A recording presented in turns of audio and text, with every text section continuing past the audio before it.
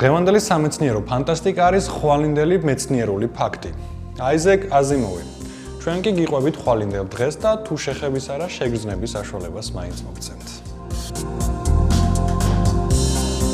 ჩახუტებით სითბო გადადის, შიცი არა. და საერთოდ გერმანელმა მეცნიერებმა შიცი უკვე დაამარცხეს. ადამიანის იმუნოდეფიციტის ვირუსი. ეს არის ლენტივირუსების ჯიშის რეტროვირუსი, რომელიც იწვევს ნელა პროგრესირებად აივ ინფექციას, რაც თავის მხრივ იწვევს შეძენილი იმუნოდეფიციტის სინდრომს, შიცი. მსოფლიოს მეცნიერები 10 წლეულობით ცდილობენ ისეთი საშუალების პოვნას, რომელიც გამოდევნის ვირუს ადამიანის იმუნური სისტემის უჯრედებიდან. იმის მაგივრად, რომ უბრალოდ მუდმივად ახშობენ მის სიმპტომებს და ამით ახანგრძლივებდნენ პაციენტის სიცოცხლეს. გერმანელმა მეცნიერებმა ჰამბურგიდან შეძლეს ამის განხორციელება. ვირუსის სრული გამოდევნა ცოცხალი უჯრედებიდან, რაც მედიცინის წინაშე საოცარ პერსპექტივებს ხსნის. უპირველეს ყოვლისა, ყველაზე უახლოეს მომავალში მსგავსი მეთოდიკა შეიძლება გამოყენებული იქნას შიცის დასამარცხებლად. ამ დაავადების მიმდინარე თერაპევტული მეთოდები მდგომარეობს იმაში, რომ ხდება აივის სიმპტომების დახშობა პაციენტის ორგანიზმში, რითაც ხდება დაავადებული უჯრედების რაოდენობის შემცირება სხვადასხვა პრეპარატების დახმარებით. მაგრამ მთლიანად ვირუსის განადგურება ადამიანის სხეულში ამ მომენტამდე შეუძლებელი იყო. გერმანელმა სპეციალისტებმა შეძლეს განსაკუთრებული ანტივირუსული საშუალების შექმნა, რომელიც სრულად აშორებს ორგანიზმის უჯრედს შტამებისა და აივის ქვეტიპთა უმრავლესობას. შეგახსენებთ, რომ მოცემული ვირუსის ორი ტიპი არსებობს. პრეპარატმა მიიღო კოდური სახელწოდება BRES-1 და როგორც in vitro ჩატარებულმა კვლევებმა აჩვენა, მას შეუძლია მაქსიმალურად ეფექტურად, ზუსტად და უსაფრთხოდ მოკლას ინტეგრირებული ვირუსი. თაგვებზე, რომელთაც შეუყვანეს ადამიანის ინფიცირებული უჯრედები, ექსპერიმენტმა აჩვენა პრეპარატის ვირუსზე გამარჯვება. მისი კლინიკური ცდები ადამიანებზე დაიწყება ჰამბურგში, უახლოეს დროში.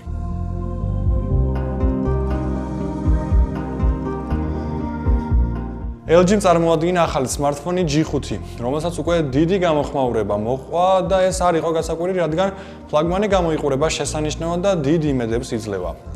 ეს იმას ნიშნავს, რომ LG-ის სახით კიდევ ერთი მაღალ კონკურენტუნარიანი პროდუქტი გამოჩნდა ბაზარზე.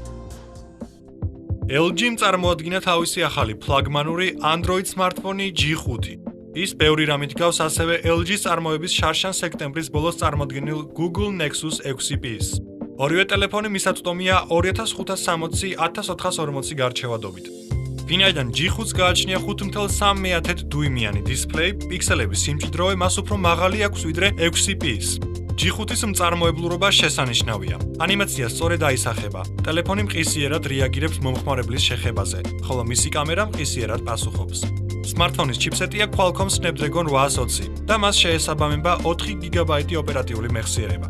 ტელეფონის უკანა პანელზე განთავსებულია ორმაგი კამერა, 16 მეგაპიქსელიანი და დამატებითი 8 მეგაპიქსელიანი 135 გრადუსიანი ფართოკუთხიანი მოდულით.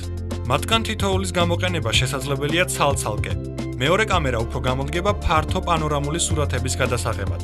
მათი გამოყენება ერთდროულადაც შეიძლება და შესაძლებელია ფენების საოცარი შეხამება. კამერებს შორის გადართვა საოცრად სწრაფად ხორციელდება. LG G5-ს გააჩნია 32 GB მეხსიერება, microSD ბარათის სლოტი, USB-C, მოხსნადი 2800 mAh-ის მოცულობის ბატარეა. ტელეფონის თავისებურებას წარმოადგენს დამატებითი მოდულები, რომელსაც კომპანია LG მისი მეგობრები უწოდა. მათგან ორი ერთდება უშუალოდ LG-ის G5-ის ძირთან. გვერდით განთავსებული პატარა ღილაკი ხსნის ტელეფონის ქვედა სექციას, სადაც განთავსებულია ბატარეა და სადაც შესაძლებელია დამატებითი მოდულის განთავსება. პირველი დამატებითი მოდული LG Cam Plus, რომელიც ხელს უწყობს კამერის კომფორტულ გამოყენებას ცალი ხელით. ერთდროულად ის წარმოადგენს ასევე დამატებით ბატარეას. მასზე განთავსებულია გადაღების ფიზიკური ღილაკი, ვიდეოს გადასაღები ღილაკი, LED ინდიკატორი და ზუმის მართვის ღილაკი. ამ მოდულით თქვენ შეძლებთ უშუალოდ ტელეფონში ჩაშენებული ორი კამერის გამოყენებას. ამასთან ის ზრდის ბატარეის მოცულობას 2800 mAh-დან 4000 mAh-მდე.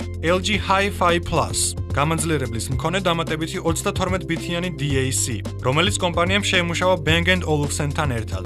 ის უზრუნველყოფს DSD გაშვების მხარდაჭერას და მოყვება ყურსასმენები H3 B&O Play. Cam Plus-ისგან განსხვავებით, მოცემული მოდული არ ახდენს გავლენას G5-ის ფორმასა და ერგონომიკაზე. ის უბრალოდ რამდენადმე აგრძელებს ტელეფონს და ცვლის მის ფერთა გამას. გარდა ამისა, პრეზენტაციაზე შედგა LG 360 Cam-ისა და ვირტუალური რეალობის ჩაფხუტის LG 360 VR-ის დებიუტი. LG 360 Cam ორსენსორიანი სფერული კამერაა, რომელიც იძლევა 16 მეგაპიქსელიანი ფოტოსურათებისა და 2K გარჩევადობის ვიდეოს გადაღების შესაძლებლობას. მას გააჩნია YouTube-ის 360-ისა და Google Street View-ის მხარდაჭერა. ვირტუალური რეალობის მოწყობილობა უფრო საინტერესოა. Google Cardboard-ისა და Gear VR-ისგან განსხვავებით მასში არ შენდება smartphone-ი. ამის მაგივრად სიახლეს გააჩნია საკუთარი ჩაშენებული დისპლეი და G5-ს უერთდება USB-C-ის მეშვეობით. LG Rolling Bot, ტელეფონით მართვადი ბურთის მსგავსი სფერო, რომელიც იძლევა სახლის მოვლასა და შინაურ ცხოველებთან თამაშის შესაძლებლობას სახლის პატრონის არყოფნის შემთხვევაში.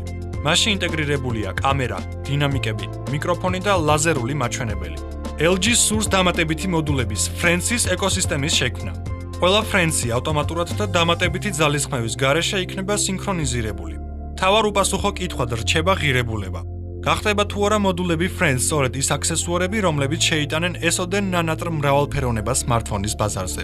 ამას მალე გავიგებთ.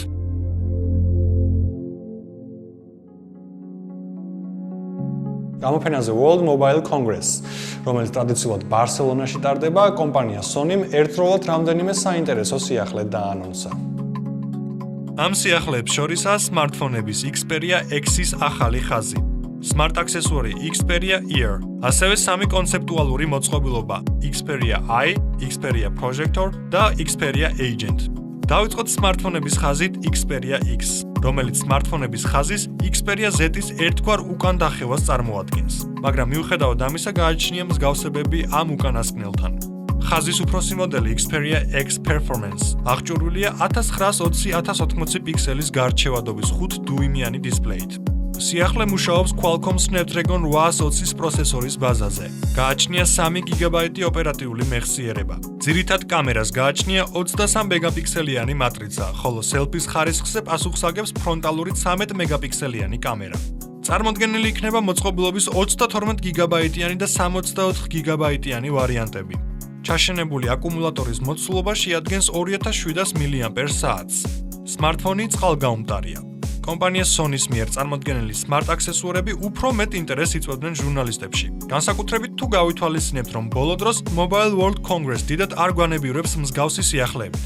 სიახლე Sony Xperia Ear უერთდება smartphones Bluetooth-ის ან NFC სტანდარტებით და წარმოადგენს კომპაქტურ hands-free ხმოვან დამხმარეს, რომელიც თავსდება თქვენს ყურში.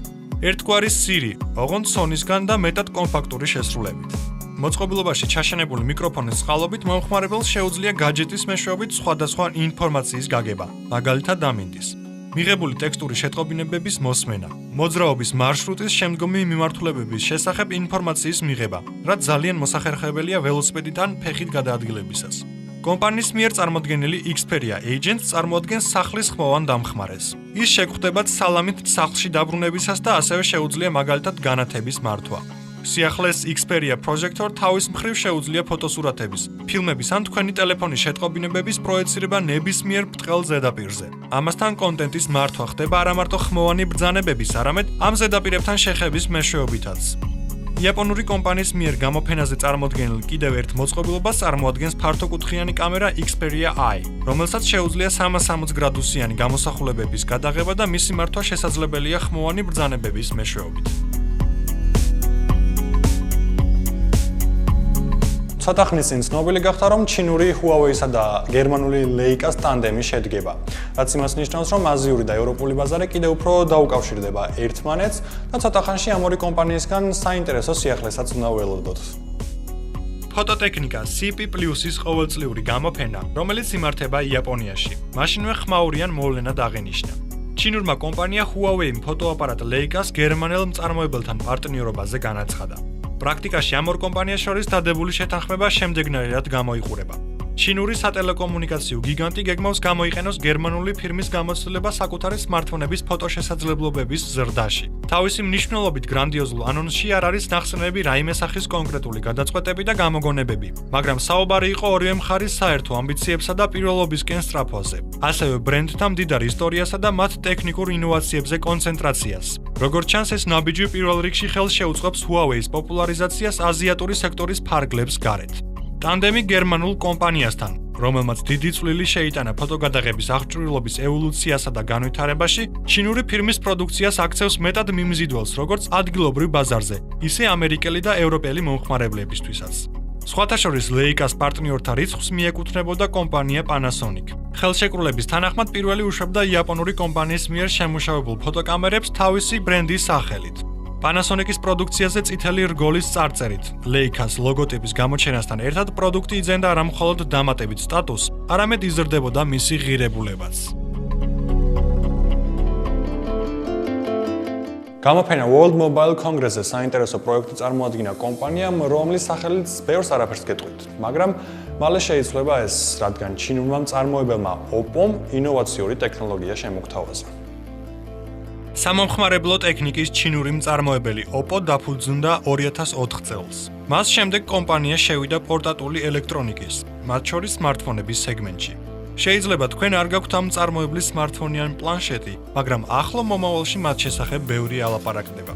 Oppo-s ინჟინრები მზად არიან გაგვიზიარონ თავისი აღმოჩენები სხვადასხვა სფეროში. მაგალითად, რა სიტყვით თქვენი სმარტფონის სრული დატენვა 10 წუთზე ნაკლებ დროში რომ იყოს შესაძლებელი. გამოფენა World Mobile Congress-ის ფარგლებში კომპანია Oppo-მ წარმოადგინა ტექნოლოგია Super VOOC, რომელიც რამდენჯერმე ამცირებს პორტატული მოწყობილობების დატენვის დროს. ეს თვალსაჩინოდ აჩვენა ჟურნალისტებთან გამოსვლისას კომპანიის თანამშრომელმა. მან ხელში აიღო სრულიად დამჯდარი სმარტფონი მეტალის კორპუსში. შეაერთა ის დამტენ მოწყობილობასთან და დაიწყო ტექნოლოგიის შესახებ ინფორმაციის გავრცელება. მისი თხრობის განმავლობაში, რომელიც გრძელდებოდა თითქმის 10 წუთი, 2500 მAh-ის მოცულობის აკუმულატორი დაიტენა 100%-მდე. ტექნოლოგია Super VOOC მისი შემქმნელების თქმით მუშაობს ჩვეულებრივ micro USB კაბელებთან, ასევე USB Type-C კაბელებთან. ამასთან Oppo-s სმარტფონის დატენვის სიჩქარე აღემატება მსგავს ტექნოლოგია Quick Charge 3.0-ს, რომელიც ადრე წარადგინა კომპანია Qualcomm-მა. ამერიკელმა მწარმოებელმა შეძლო პორტატული მოწყობილობების დატენვა 80%-მდე დაახლოებით 35 წუთში. Oppo-s წარმომადგენლები ამტკიცებენ, რომ ტექნოლოგიის ბაზარზე გამოსვლის მომენტისთვის შეძლებენ პროცესის კიდევ უფრო აჩქარებას. სწრაფი დატენვის საიდუმლო, როგორც ინჟინრები აცხადებენ, მდგომარეობს განსაკუთრებულ ალგორითმებსა და მოწყობილობის ბატარეასთან პირდაპირ მუშაობაში. პროცესის კატალიზატორს წარმოადგენს აკუმულატორის დაბალი ტემპერატურა.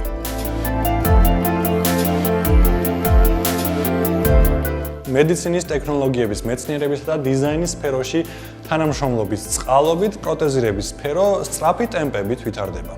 ნახოთ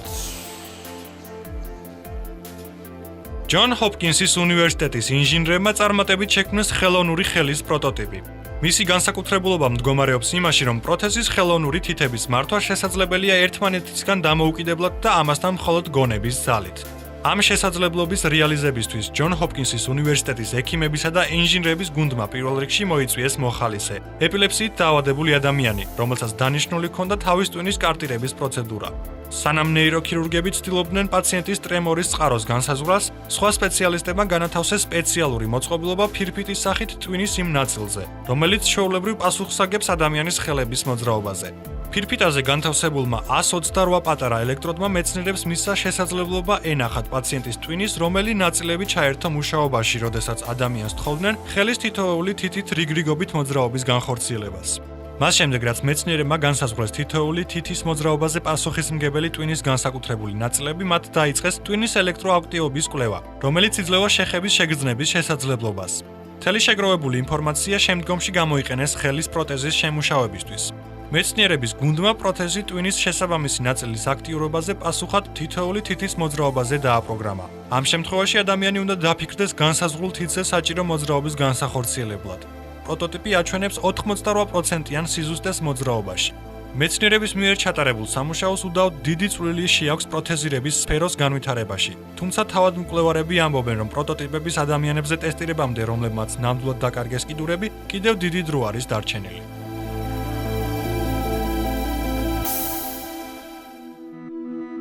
Virgin Galactic-ი იმედოვნებს გახდეს პირველი კოსმოსური კერძო კომპანია, რომელიც გააგზავნის კოსმოსში ტურისტებს და შემდეგ უსაფრთხოდ დააბრუნებს მათ დედამიწაზე.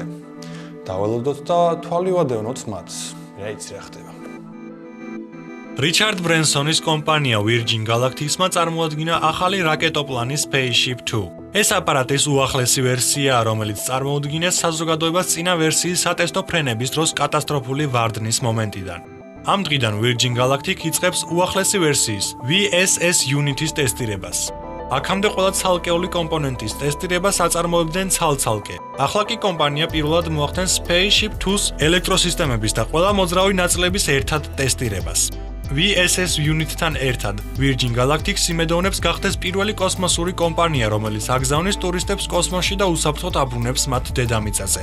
ამ გმირობის შესადენად Spaceship 2 გააქვთ 12000 მეტრის სიმაღლეზე ორი ფიუზელაჟის მქონე თვითმფრინავით White Knight 2. ამის შემდეგ Spaceship 2 გამოიყოფა White Knight 2-ს და ანთებს რაკეტულ ძრავს რეისის დარჩენილი ნაწილის შესასრულებლად. VSS Unit-ი აღჭურვილია 2 პილოტის და 6 მგზავრის გადასაყვანად კოსმოსში სუბორბიტარული ტრაექტორიით და მგზავრებს საშუალებას აძლევს შეიგრძნონ რამდენიმე წუთიანი უწონადობა.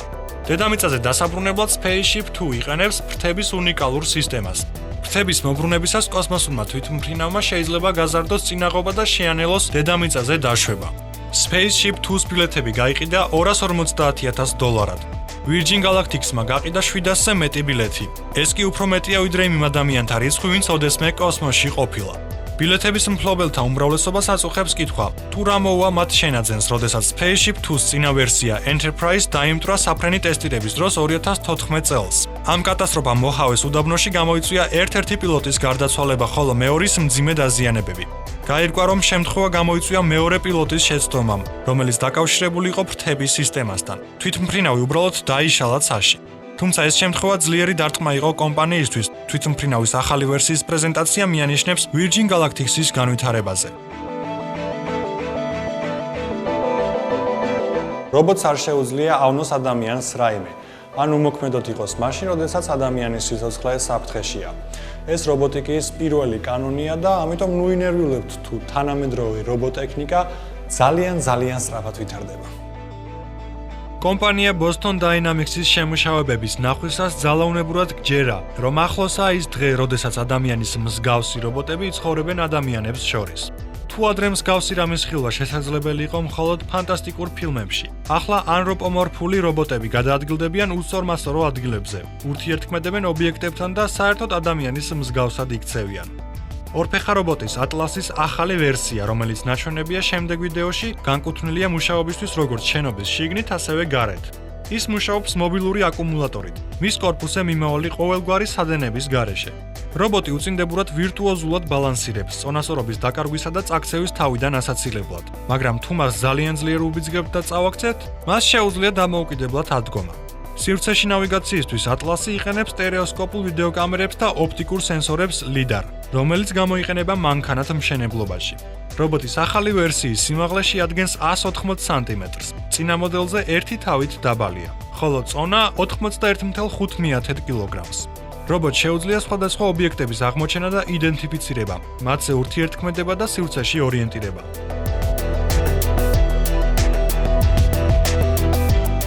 Uncharted-ის მეოთხე და უკანასკნელი ნაწილის გამოსვლამდე დიდი ხანი არ არის დარჩენილი. 26 აპრილს დაიწყება ამ თამაშის გაყიდვები ექსკლუზიურად PlayStation 4-ისთვის. We were meant for this, Nathan.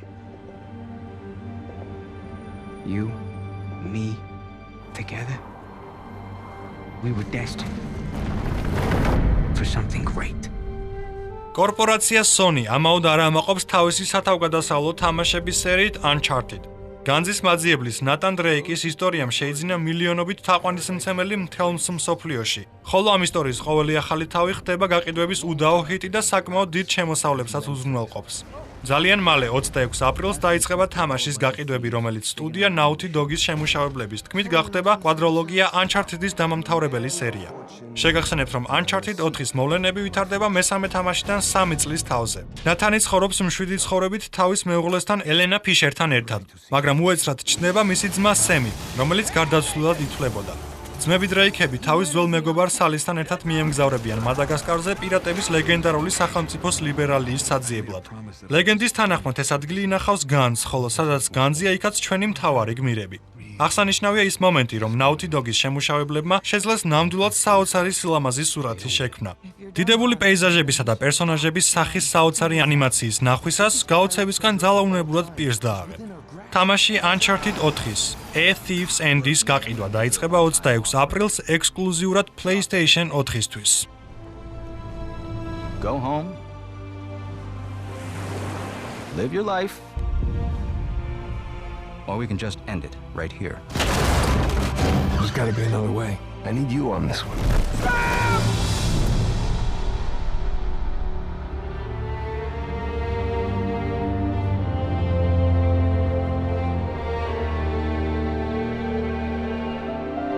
ნამდვილი სიამონება ცოდნა კი არა მისი ძებნა და აღმოჩენაა. ისევ აზიმოვი. ჩვენ კი მომავალ კვირას ისევ შევხვდებით ერთმანეთს და კვლავ აღმოვაჩენთ საინტერესო სიახლეებს ტექნოლოგიური სამყაროდან. ნახვამდის.